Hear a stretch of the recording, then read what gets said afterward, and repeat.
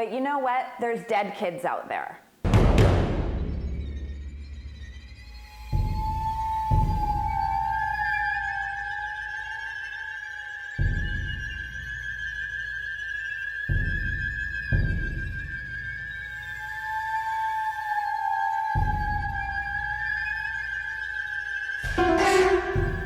Hello and welcome to my kitchen. My name is Triana and this is Killer Dishes. On this channel, I'm going to be teaching you how to make some kind of yummy little morsel or maybe a cocktail or a snack, something to give to your guests when you're feeling a little bougie and you want to, impress your guests. I'm also going to be telling you about some absolutely horrific, gruesome crime. It's going to be a good time. She sells seashells by the seashore. She sells seashells by the seashore. On today's episode, I am going to deconstruct the mystery behind Chris Watts and his mistress, Nicole Kessinger. And for that reason, I'm going to be teaching you how to make my deconstructed stuffed bell pepper casserole. If any of you have already seen the Netflix documentary, An American Murderer, the Chris Watts story, you probably already know about this case. We already know that Chris Watts was convicted and sentenced for the brutal murder of his wife, his unborn child, and his 2 daughters. We know this already. But what we haven't really explored and talked about is his relationship with his mistress, Nicole Kessinger. There is tons of speculation online and all over the Reddits and the subreddits, which of course I'm a part of. And yes, I am one of those weirdos that read almost all 2,000 pages of the discovery. So I'm going to focus primarily on what exactly was going on between him and Nikki. Woo! Woo! Woo! Chris Watts never stood a chance after meeting Nicole Kessinger at work. Traditionally, stuffed bell peppers are you cut off the tops of the bell pepper and you fill the bell pepper with everything that I'm about to make in this casserole dish.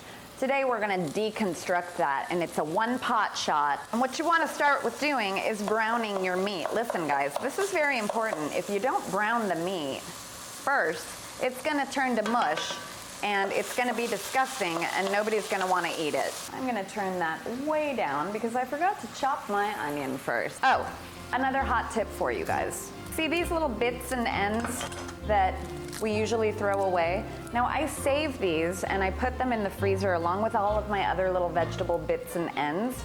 And then when the bag is full, I use that to make a vegetable broth. Yeah, little tip from Tree.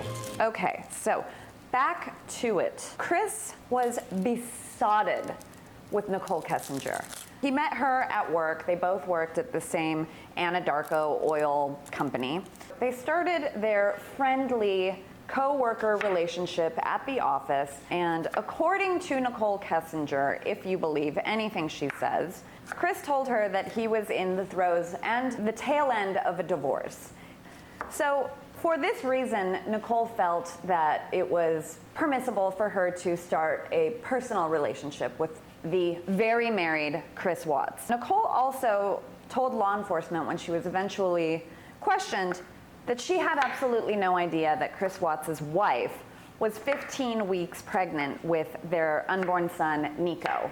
There's a lot of talk and speculation about this. Did she know or did she not? We all know that Shannan Watts was very, very active on social media. And I got a friend request from Chris on Facebook, and I was like, oh, what the heck? I'm never gonna meet him.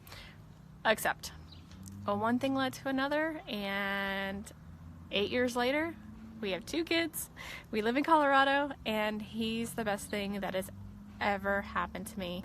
She basically played out a lot of her personal life through Facebook Lives because she was part of an MLM called Thrive. Following this train of logic that Nicole was actually kind of online stalking Chris and his wife, then Nicole knew full well that he was very married and that Shannan was very pregnant. However, this is not the story that she told law enforcement.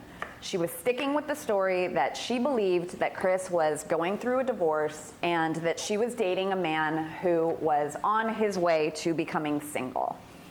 Okay, let's just go with that theory. Very shortly after Shannan went missing, Nicole Kessinger was brought in for questioning, where she completely admitted to law enforcement of her affair with Chris Watts.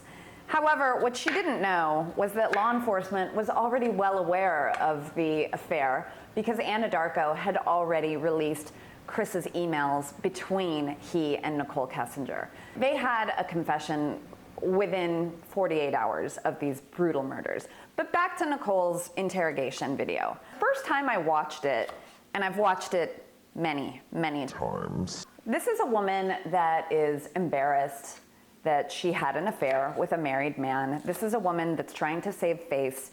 This is someone that's just been caught in the very, very wrong place at the very, very wrong time. I don't know what's going on right now, but you just lied to me, and I don't want to see this come over my phone anymore. So I removed it. So you already said, but you removed text messages? I deleted all of his stuff because he lied to me. I mean, that's what it was. It was the hurt that made me delete it, and then it was the lie that made me start questioning everything else he'd been telling me for the last few days. And that's when you decided to come forward? Yes. Okay. But after I watched the interrogation video a few more times, with a more discerning eye, I started to question a lot of things about Nicole's behavior in this interrogation video. For example, why are you not running your ass down to the police station and giving them every single bit of evidence that you have that could potentially find the bodies of these dead children and this dead pregnant woman? It's not adding up for me. I'm not buying what you're selling, Nicole. I'm not. I know you're embarrassed about the sexy pictures that you've been sending back and forth. I'm sure there was some graphic, sexy talk, but you know what? There's dead kids out there. So suddenly Chris finds himself in this relationship with a woman who is, Chris's words, electrifying. She lit his soul on fire. He felt seen and heard for the first time.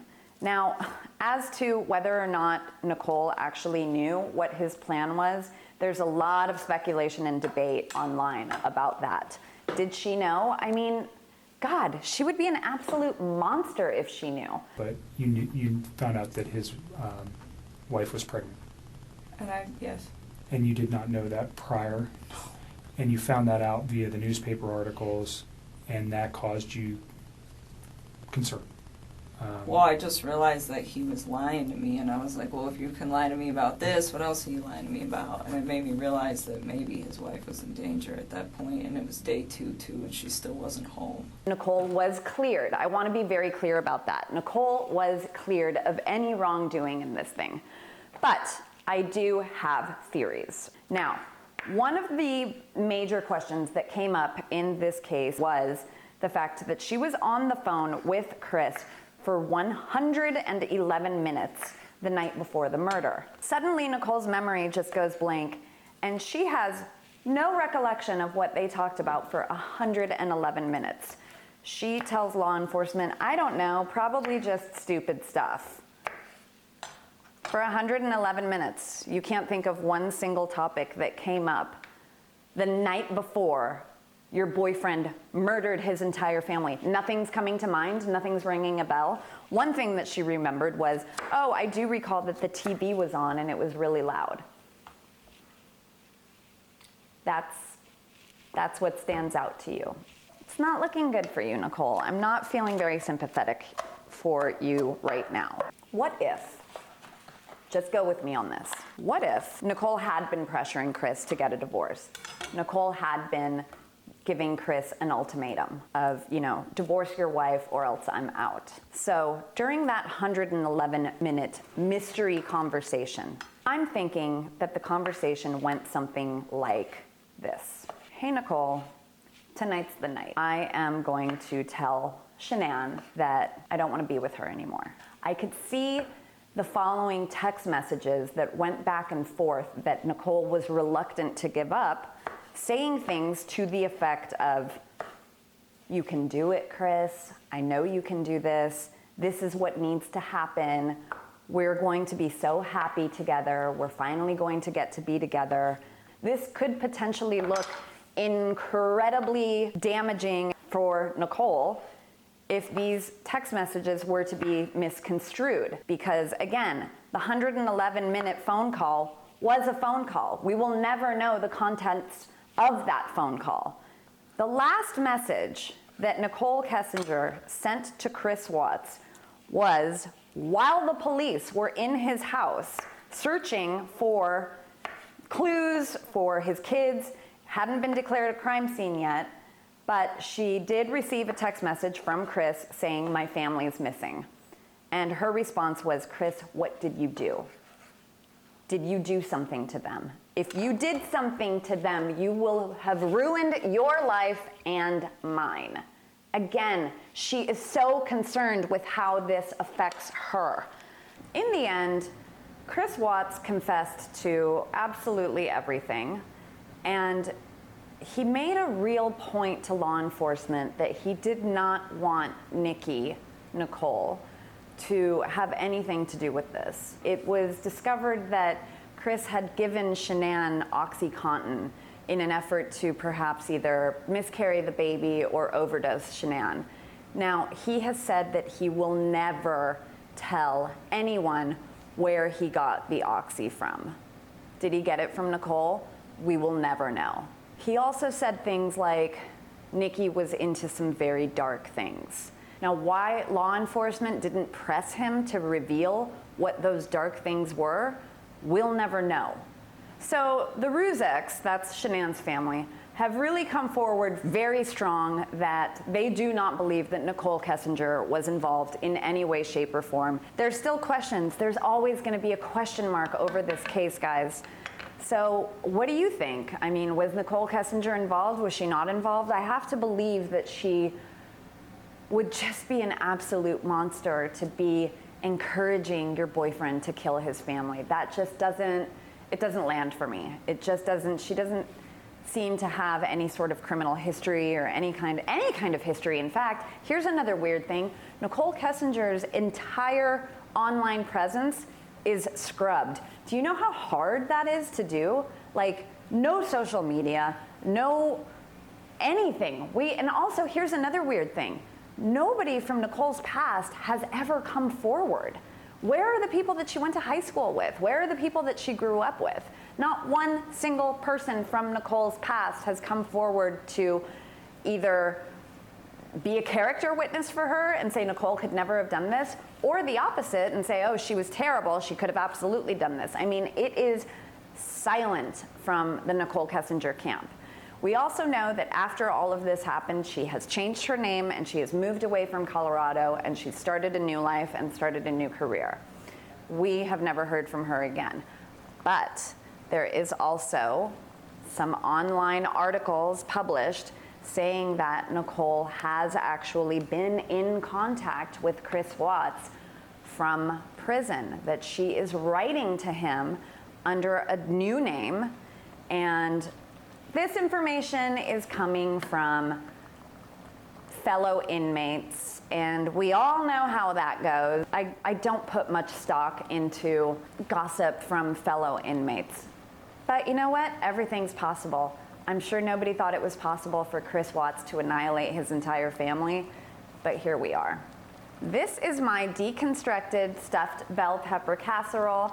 I'm gonna let this simmer for about 45 minutes, and you have a gorgeous heaping casserole of deconstructed bell pepper. We have reached the end of another episode of Killer Dishes. I want to thank you for coming to my kitchen, and I also want to take a minute to thank our sponsor, my husband, who has not yet attempted to murder me. By the way, guys, if you are enjoying Killer Dishes and you would like me to keep telling you these gruesome and horrific stories and sharing these fun recipes for you, would you be a kitten and just hit that subscribe button? I'd just be ever so grateful. Also, you can follow me on Instagram. It's just my name, Triana Lask. Thanks again for coming to my kitchen. I am so grateful that you're here. I hope you enjoyed today's episode. I'm gonna go work on my next case, and I will see you next time on Killer.